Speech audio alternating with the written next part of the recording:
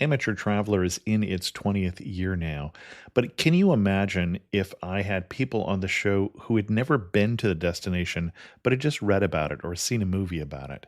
That wouldn't make any sense at all, and you wouldn't listen. We all know how important it is to receive advice from people who know a destination to get the most authentic local experience. And a great option for experiencing this is Explore Worldwide and their authentic small group adventures, led by local tour leaders, perfect for solo travelers who want to meet like minded people with a desire for adventure. I'm often an independent traveler, but two of my last three trips were with small group tours because they organize everything and it's a lot easier. If you want to recreate the tour I did to Malta, they have a Malta and Gozo Discovery Tour. I'm intrigued by one of their tours called A Taste of Sicily. The company again is Explore Worldwide, and visit exploreworldwide.com to learn more. And thanks to Explore Worldwide for sponsoring this episode of Amateur Traveler. The nights are long, the days are short, and the weather is chilly to downright cold, depending on where you are. It's a good time to slip into a Quince iconic Mongolian cashmere sweaters, which start at only $50. You can treat yourself to everyday luxury at an affordable price with Quince. If you really want to dive into luxury, you can check out their leather handbags, washable silk shirts, and European linen sheet sets. Whatever you're looking for at Quince, all the prices are 50 to 80% less than similar brands, and they do that by partnering directly with top factories and cutting out the middleman. They only work with factories that use safe, ethical, and responsible manufacturing processes. And of course, they use premium fabrics and finishes for that luxury feel in every piece. But you've already heard me rave about my Quince travel pants. Treat yourself this winter without the luxury price tag. Go to quince.com/traveler for 365-day returns plus free shipping on your order. That's QUINCE.com/traveler to get free shipping and 365-day returns. Quince.com/traveler. And thanks to Quince for sponsoring this episode of Amateur Traveler. Got my bags packed, I'm on a roll. I'm heading out there and I'm ready to go. I'm looking real good in my passport photo. Oh, no.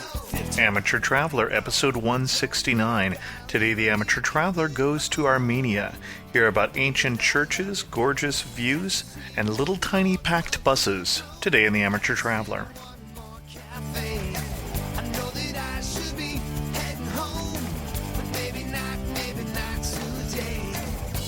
Welcome to the Amateur Traveler. I'm your host, Chris Christensen. Before we get into today's interview, I do have two news stories for you. I'm assuming you're a bad news, then good news crowd, so we'll start with the bad news. At least 340 people were sickened this week on a cruise ship in Brazil. According to the story that I saw on MSNBC, hundreds of passengers on a Swiss-owned cruise ship were stricken with severe vomiting and diarrhea caused by a mysterious ailment, Brazilian health officials said on Thursday. That'd be Thursday, January 8th. There's certainly always some risk of getting that many people in a contained space like a cruise ship, but that's actually pretty unusual to have that many people get sick on a single cruise. But then in the good news category, 2008 was one of the safest years on record for air travel. Airline fatalities worldwide dropped 25% in 2008, according to the latest data. And we need to keep in mind that this is overall air travel safety. The U.S., for instance, I believe had no major commercial airlines have an issue, though. So this includes a lot of smaller airlines in a lot of smaller countries. And I want to say that before I say the particular stats, which were there were 539 reported passenger and crew fatalities in 2008 compared to 730 in 2007. The only year in this decade with fewer fatalities was in 2004. I'll have links to both of those stories as well as other news stories in the show notes at amateurtraveler.com. I'd like to welcome to the show David Dougherty, who's come to talk to us about Armenia. David, welcome to the show. Thank you, Chris. I'm glad to be here. Armenia, first of all, let's put it on the map. Where is Armenia? Armenia is just northeast of Turkey, and is found in the former Soviet Union. It's one of the former Soviet republics, about the same size as my home state of Maryland, and it's in between Turkey to the west-southwest, Georgia is to the north, and Azerbaijan is to the east, and Iran is to the southeast. It's not a real popular site. Why did you go to Armenia? Well, I say, why not? It has a fascinating history. Sure. And lots of legends behind the history with locations to tie them to that you can visit. The holy Mount Ararat is not the only one. That is the most famous landmark, which is just over the border in Turkey, but still within sight of much of the country. And there's a whole bunch of legends tied to that place, of course. Sure. There's high-quality museums. And we say Mount Ararat before we assume that everybody knows that. The most well-known one, obviously, is that's the place where the Ark, Noah's Ark, came to rest at the end of the flood. Right. That's the one. Okay. So you started to say, and museums. There are also some excellent quality museums, particularly in Yerevan, the Armenian capital. It is very safe and fairly clean. You have no problems of any kind traveling there. And it's also relatively unknown and undiscovered, especially by Americans. And it's very, very friendly, and the food is pretty good. It's really a fascinating place to visit, and still off the beaten path. Now, you talked about it being the size of Maryland. When you went, did you base yourself in one spot and then day trip everywhere else, or did you have a different itinerary that you used to travel around the country? I did not have a set itinerary when I arrived. I booked my first couple nights accommodation, and I wound up staying in that same place the whole time, which was the youth hostel in Yerevan, which is the capital, and then I took day trips. I found that worked best for me this time round. Okay. And how did you get around? How easy is it to get around? Did you rent a car or public transportation? Renting a car really is not recommended. Okay. It's difficult to navigate the transportation, and driving on your own, the traffic is crazy. There are a couple of train lines, but they're not as much used. They're very, very slow. The most common method of transportation is marshrutkas, and these are minivans that go all over the country and also all over the capital city, Yerevan. You use it within the city as well. When I took tours outside the city of Yerevan, I took guided tours by a small van with an English-speaking guide and driver. Okay. And that was inexpensive, or how expensive was it? By our standards, it was fairly decently priced. It cost, for a full-day tour, packed with sites, about 10,000 drams, which is about a little over $30 for a day, including a decent lunch. And again, this is with an English-speaking guide. Sure. They really knew their stuff and were quite friendly, particularly for somebody like myself who does not know the language. It's a very good way to see the country the first time. And you just found local guides on the ground while you were there? Well, I used a tour company called Sati. It's spelled S-A-T-I, and it came highly recommended, and their office is right around the corner from where I was staying. Longer tours that go further afield, you have to book ahead, but for the day tours, which radiate out from Yerevan, you can sign up on the spot, and they run 1 or 2 per day, and you just point to the brochure and pick what you like. It's quite easy. And you're pointing to the brochure because not everyone in all the tourist places even speaks English? In the tour company, they speak English. Okay. But that's about the only place. I stayed in a youth hostel where they also spoke English. The Armenian language is rather difficult and virtually unknown, except by the Armenian diaspora, of which there are a lot in the U.S. Sure. But the thing is, nobody else will know the language. They do use Russian as their biggest second language. Okay.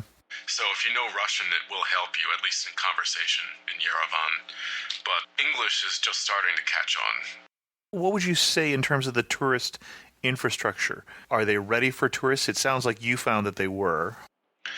Well, I think that, from my experience anyway, which was somewhat limited, I think if you're finding your way around the city of Yerevan, you can walk most of it if you're staying in the center. However, infrastructure really is a bit tricky because there are not too many street signs in any language. Even Armenian, they don't paste them as regularly as you might be used to, say, in Germany or the Netherlands, for example. I did take the mass transit on a couple of occasions. The marshutkas, or minivans, have the route numbers are marked in numbers, but the destinations are written in Armenian only, which has a unique alphabet, and they tend to be packed full. They haven't been maintained in Lord knows how long. And my first marshutka ride was to visit the Armenian Genocide Memorial. That one is a bit further out, and you have to get there by taxi or marshutka. There was a huge gash in the window. The thing was packed full. I could neither sit nor stand. The driver looked like one of Frankenstein's assistants, and he has this glazed look in his eye and was chain smoking the whole time. I didn't even ask when it was last maintained. I had to get out at stops often, and I had to shut and open the door because there was no space. It was packed full.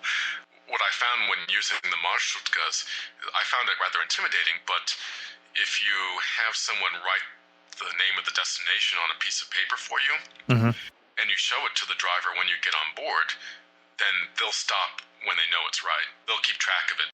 It reminds me of a bus ride in nearby Turkey. That whole concept in the U.S. of you have to stay behind the line, behind the driver, wasn't at all the experience. When I thought the bus was fully loaded, 6 more people got on. So it sounds like it's quite similar. Okay. On my first marshutka ride, the driver did not communicate verbally whatsoever. He had a look in his eyes like maybe he had post-traumatic stress disorder or something. I don't know, a lot of them look like that. They look like the Hunchback of Notre Dame, the way they're slumped over the wheel in these cramped little buses. Then he just tugged on my shoulder and pointed when he saw that we were close. So it was kind of a freaky first experience for me. When I was about to get off the marshutka, I remembered my phrases to say thank you and goodbye. And all along I had been noticed that I heard 2 women giggling, and I looked very awkward, slumped in this thing. It was very obviously my first time. Then I heard them laugh even louder after I said that, and they said in English, "You're welcome, goodbye." And I felt like the dumb tourist, but oh well. And on a more serious note, you mentioned going out to the memorial to the genocide. And that would be around the time of World War I, and I don't remember the exact date we're talking about here. Yes, I think the genocide happened over a period of years, beginning in the late 1800s, and it culminated during World War I. And they estimate that at least 1 million Armenians were murdered by the Ottoman Turkish government. The genocide memorial, which they called Tsitsinaka Beret, is perched on a high hill on the outskirts of Yerevan on the northern side. It has like a pointed spindle, and then there's a round area with slabs pointing inwards toward the center. And underneath that, they have a flame, the eternal flame. You can go down in, and next to that is the museum. And again, there are not any signs that I could find. You really have to look and hunt for it. And on the outskirts, they have some trees that were planted by various world leaders as memorial tributes, and a couple of memorial stones for the Armenian Turkish journalist Hrant Dink, who was murdered recently. In the museum itself, they have an exhibit describing the genocide and giving some context to it. When I went in, an elderly man discovered I was a foreign visitor, and he showed me around some of the points because he was delighted that a foreigner was taking an interest in this. And then when he helped me find the museum itself, there just happened to be an English-speaking guide giving a tour, which I joined. Okay. What was the highlight of the trip for you? Armenia is really packed with sites. I would have to say there were several sites which stood out. The one which has the most famous legend behind it is, of course, the Ararat area. I took a bus tour out to the Ararat Valley, just southwest of Yerevan. As part of this, we visited the Khor-Virap monastery. That monastery is almost on the Turkish border, which is closed. You're not allowed to cross the borders there. Oh, I didn't realize that. Okay. Yes, it's been like that for some years due to the political situation. And I think in the Cold War days, it probably would have been almost impossible to visit this place. Because that was the line of the Soviet Union and NATO. Right. Mm-hmm. So this area has opened up in the past 20 years or so. You can see over the border from the Armenian monastery, you can see Mount Ararat.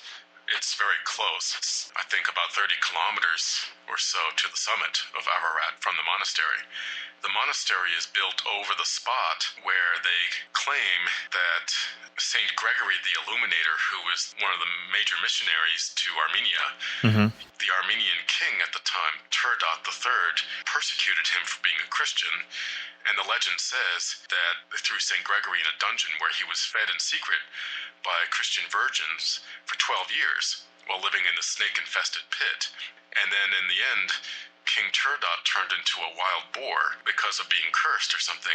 The legend says that he repented and converted to Christianity, and he made St. Gregory the Illuminator the head of the Catholicos, or the head of the Armenian church, and converted the whole nation to Christianity.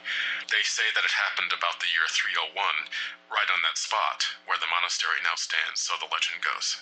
Interesting.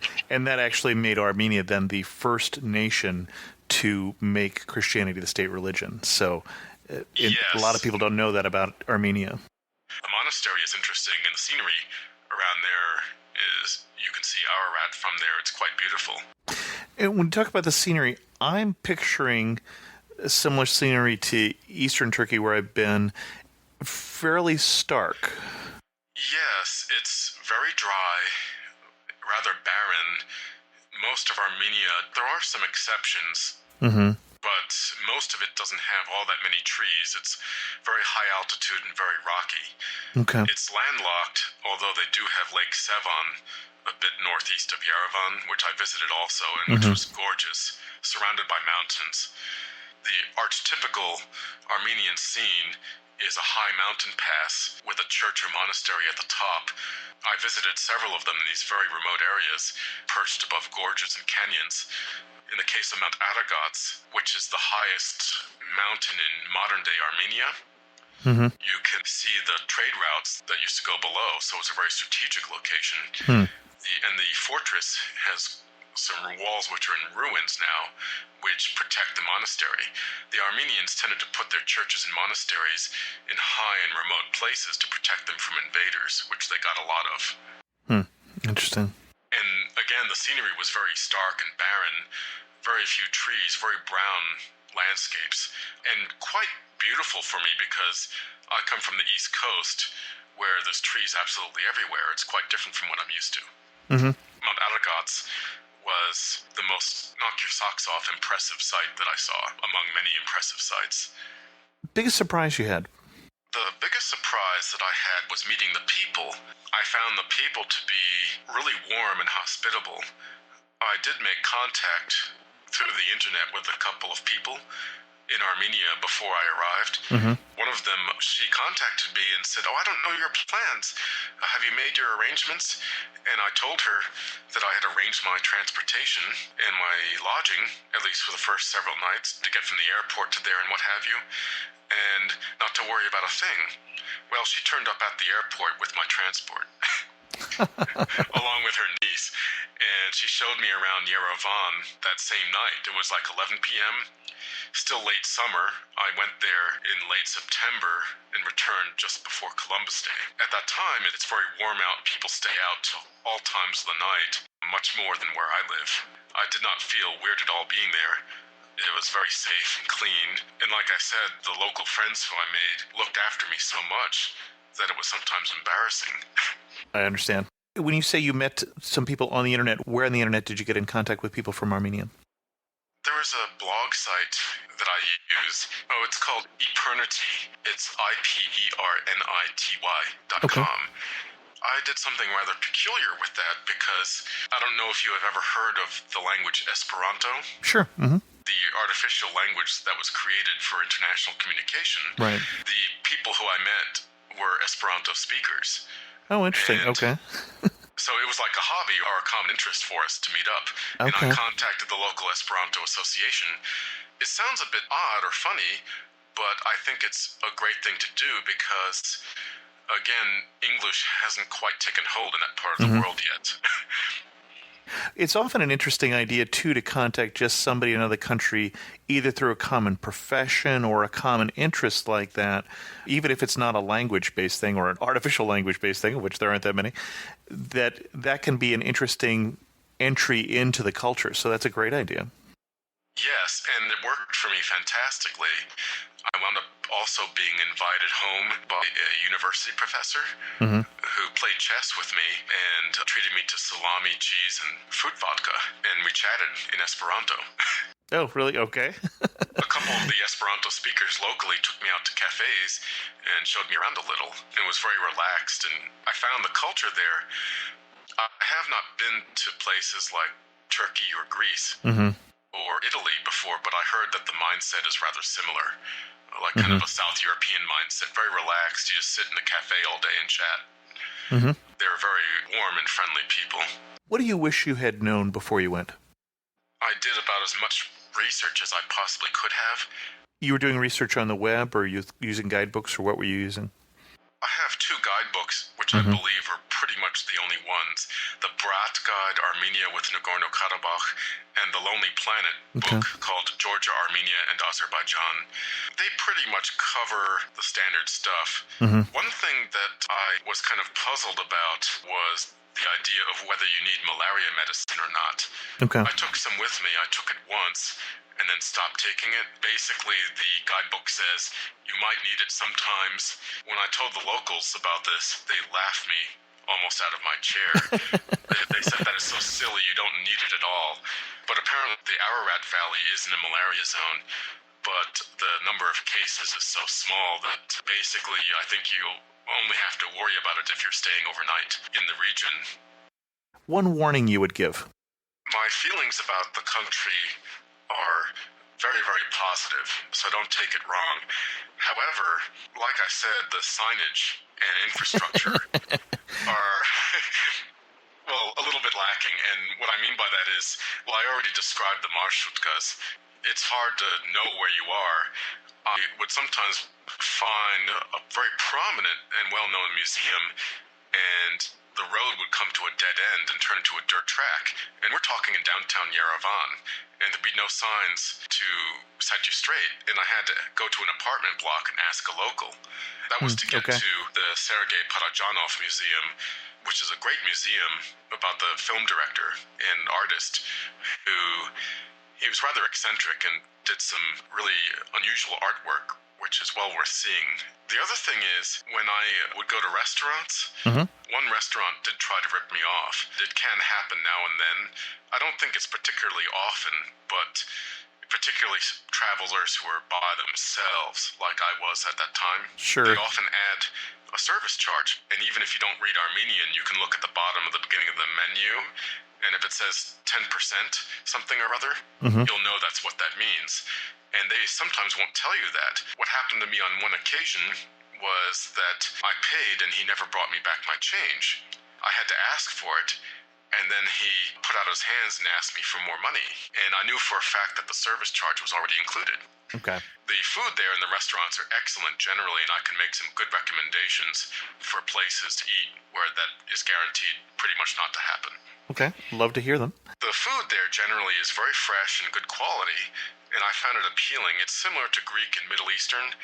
They serve lavash flatbread with every meal, and you'll often get kebabs and salads and dolmas, similar to the Greek ones. The famous Armenian dish is called khoravats, which is barbecue. It can come in various types. They have pork, veal, beef, lamb, sometimes chicken, and it's barbecued on a grill and served with lavash and onions. It's quite juicy and very good.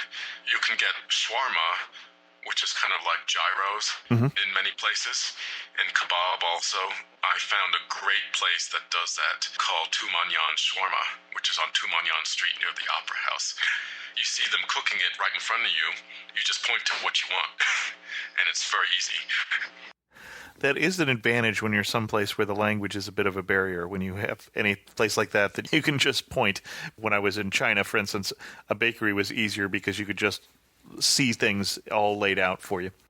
And they ask you what spices you want, and it's right in front of you. They say, do you want some of this, some of that? Ah, okay. And they're very cheerful and helpful, and it's very fast and also very inexpensive. What I should add to that is that McDonald's and true fast food of that type has not yet made it to Armenia. It doesn't exist there. They have pizzas and stuff, but they do not have Burger King or McDonald's yet. Okay. One of the very few places that doesn't have it. Also, they have a couple of touristy restaurants, which are probably a bit pricier by their standard, but still very affordable by ours. The Caucasus Tavern serves Georgian and Armenian food and is open 24/7, which is also on Tumanyan Street near the opera. There was a place called Our Village where they have live music and fantastic food. It's really an experience, and I'd recommend everybody to try that place. And they also are very patient at explaining to you the options, and they speak English there. I did have the opportunity to have lunch with the family in the Mount Ararat area, where everything, the yogurt, the bread, the cheese was homemade. They served it with currant juice, with the berries floating in it. Homemade apple vodka, too, from Grandpa's still. That's definitely an experience. Just if I could say a note about the drinking culture, they do have a particular way to go about drinking alcohol. If you're being served lunch with some friends or something, you never drink unless the host offers a toast. Okay. I think I goofed on that once or twice, but they're pretty forgiving of foreigners. They do have the fruit vodka very often, but they don't really pound it down. They sip now and then. It's not the terrorist hospitality that you hear about in Central Asia, for example. Okay. Like in Kazakhstan or Uzbekistan or places like that I've heard stories. Okay. It's a little more laid back. All right, then. You took pictures on a trip. What picture just really brings you back as being a quintessential Armenian scene? I would say the picture of the church and the Ambert fortress wall on the slopes of Mount Ararat, and maybe also the photos of Ararat. I took photos of Ararat from all over, and that's the symbol, of course, that they intimately connect with Armenia, because it was part of Armenia in the past. Oh, I was going to say, that strikes me as odd, considering that it's in Turkey, and we keep talking about Ararat. Don't go to Armenia to go on Ararat. Interesting. Right, you can't. But the thing is, on a clear day, Ararat is visible from much of the country. Okay. What I also recommend people do is that in Yerevan, on the northern side of the center, they have what they call the cascade or cascade. You walk up the steps, which are built into the hill, and there are some sculptures along the way. And as you climb up the stairs, you get better views of the skyline of Yerevan and Ararat behind it. And you can see both peaks of Ararat from there, especially when you get high up. And it's free. You can walk up there and just take a casual stroll. I think that's one of the most popular views of Yerevan that you'll see on the web. I have some shots of that myself. And any of the churches or monasteries that are perched on the canyons or up on mountain passes. That's very quintessential Armenia. Most memorable person you met? Again, difficult to pin down. There are several. The Esperanto-speaking lady who greeted me at the airport, Karina Arakelyan, and who showed me around parts of the city. She was quite memorable and fun to spend time with. Also, at the youth hostel that I stayed at, one of the guides there who took me to his uncle's house to have lunch on that tour of Aragat's area, his name is Gevorg Babayan. He was really cheerful and had an excellent sense of humor. Meeting people like that makes a very big difference when you travel. Sure. So, any other advice you would give to people who are heading to Armenia? When you leave the airport, going on the way out, there is a 10,000 dram departure tax, and nobody will tell you that, at least in the airport, but you have to pay it before you get in line to get on board. And guess what happens to a lot of people? It almost happened to me. They wait in line and then are told to go back and do it. You pay the departure tax at the currency exchange booth, which you probably have to visit anyway. They'll give you the receipt to show to customs on the way out. Also, if you're going to buy cognac, which is a premium product in Armenia, stick with the Ararat label. There are several brands, but Ararat is the most famous brand and is the best quality. You can buy it in stores in Yerevan I bought it at a little boutique at the airport, not the duty-free shop. They accepted only cash, no credit cards, and they only sold small bottles, and they were kind of limited, and they didn't speak a word of English either. You can buy it in the duty-free terminal after you check in, where there's much better selection. But if you're connecting flights, which you have to from North America, you cannot do that because when you buy duty-free, you've already checked your luggage in, Right. and you're allowed to bring it on the flight, but not once you are flying to the U.S. Right. So I was flying via Paris. I would have been fine until Paris, and then I would have been in big trouble at that point. It's best to buy it in a boutique in Yerevan. Like I said, for the first-time traveler, I recommend Sati Tours. That was the company I used. For somebody who doesn't speak the language and has difficulty negotiating the infrastructure, even overseas Armenians who spoke the language were using this company. Yeah, okay. Interesting. And if you pay the local company, instead of pre-booking a tour abroad, it's less expensive and also supports the local economy. Okay. Also, credit cards can be used in some bigger shops in Yerevan, but they're rather limited. I carried cash. Okay.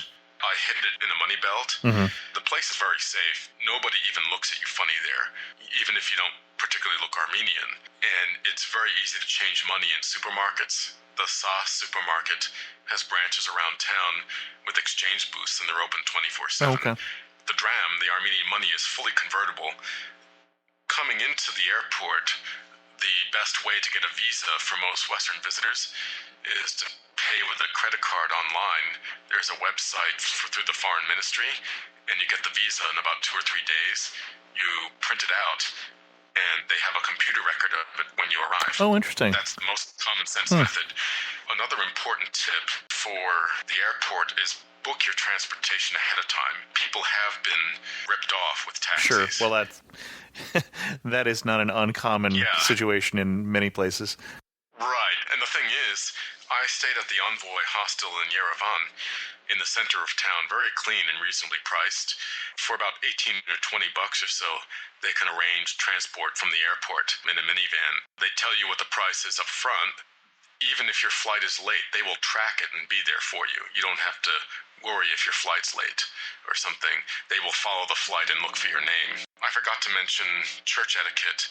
When you walk into a church, always enter and leave facing inside the church. Oh, interesting. Okay. You may light a candle. They cost a few cents, and it supports the church. And you put it in, you can say a prayer in any manner you see fit.